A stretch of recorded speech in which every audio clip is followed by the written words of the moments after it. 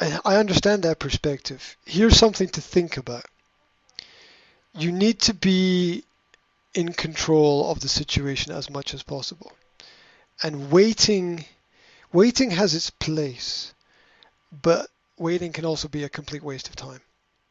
If you feel or you think that something is going to happen, the best thing that you can do is initiate the process of that thing happening as soon as possible.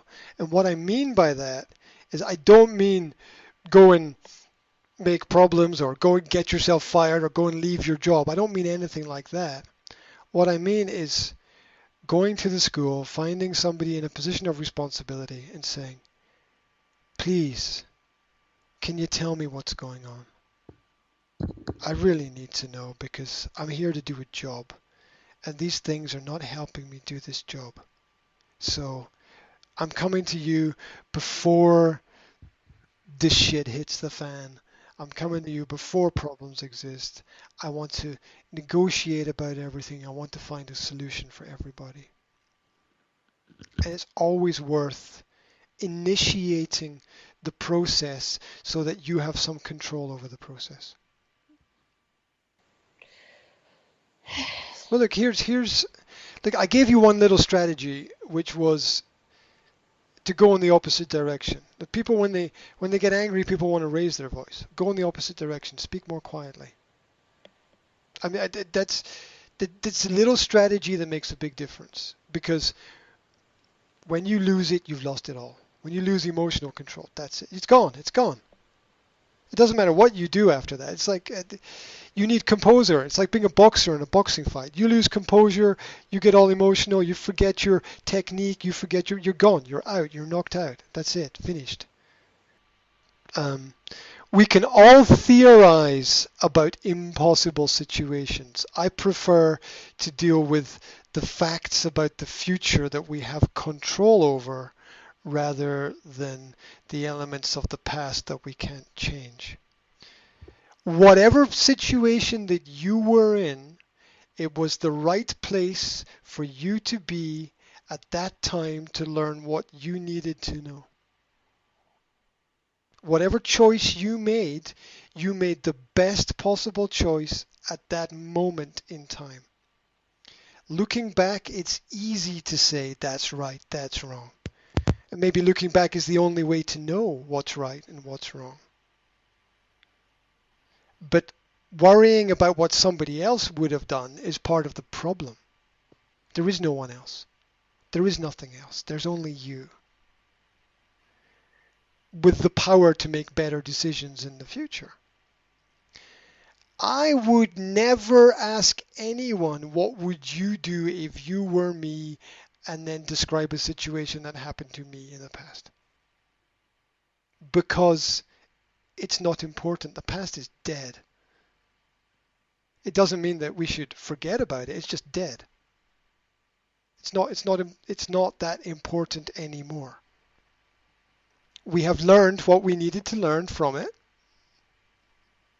and are stronger and better because of it.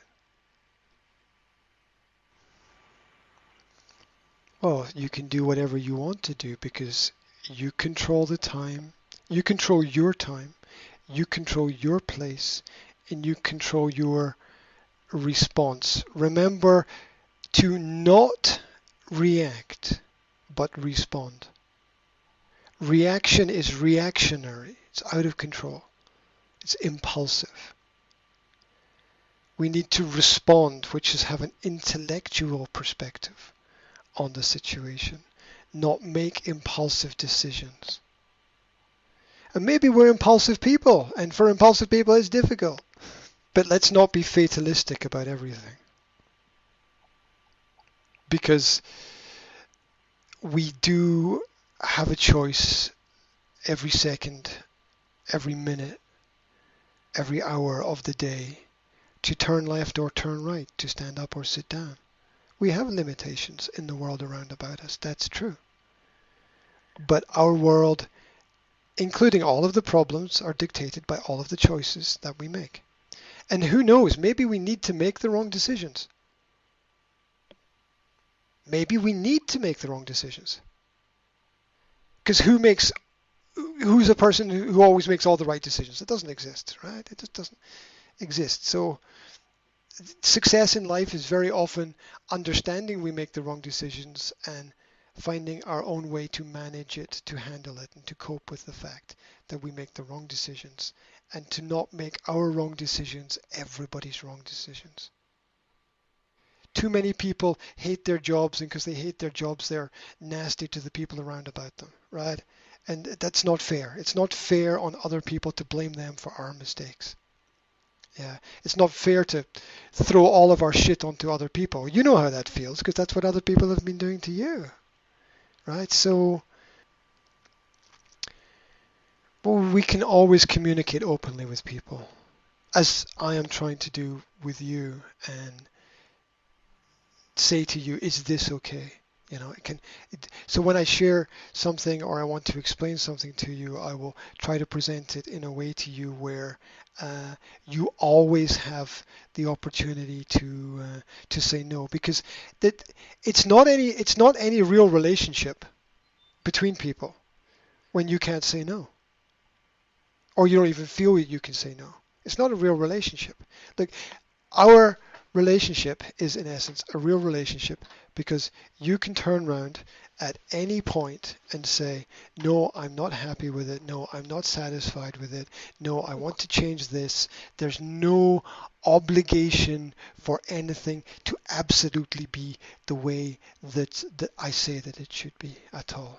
And that is the way to approach relationships. If you feel that you can't say no, then it's not a good place to be. And you need to ask other people if they're comfortable.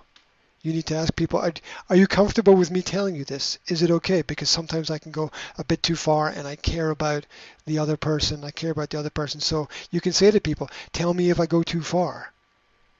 And you can say to people, I'm not good at controlling myself from going too far. So as a friend, I expect you to tell me, because that's what I want from my friends. I want the truth, not some bullshit, yes, yes, yes, when the truth is no, no, no. And that's how we discern our good friends from our bad friends, because our good friends will help us make the right decisions, and our bad friends will just say whatever they think we want to hear.